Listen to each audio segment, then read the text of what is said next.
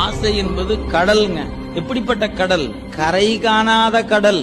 இந்து மகா சமுத்திரத்துக்கு 2 பக்கம் கரை இருக்கு. ஆனா இந்த ஆசை என்கிற கடலுக்கு கரையே கிடையாது. எங்க கரையுடைய கடலை கடப்பதே கடினம். இது கரையே இல்லாத கடல்லாம் எப்படிங்க கடக்குதுன்னா கடக்கலாமையா? எப்ப? உரை மாண்ட உள் ஒளி உத்தமன் வந்து உள் புகழும் இறைவன் நெஞ்சு கூட்டுக்குள்ள வந்து உட்காரணும். அவர் ஏற்கனவே அங்கதாங்க இருக்கிறாரு. ஆமாயா, அவர் ஏற்கனவே அங்கதான் இருக்கிறாரு. ஆனா இருக்கிற இருப்ப காட்டி. ஆசை என்பது கடல்ங்க. எப்படிப்பட்ட கடல்? கரை காணாத கடல். இந்து மகா சமுத்திரத்துக்கு 2 பக்கம் கரை இருக்கு. ஆனா இந்த ஆசை என்கிற கடலுக்கு கரையே கிடையாது. எங்க கரையுடைய கடலை கடப்பதே கடினம். இது கரையே இல்லாத கடல்லாம் எப்படிங்க கடக்குதுன்னா கடக்கலாமையா? எப்ப? உரை மாண்ட உள் ஒளி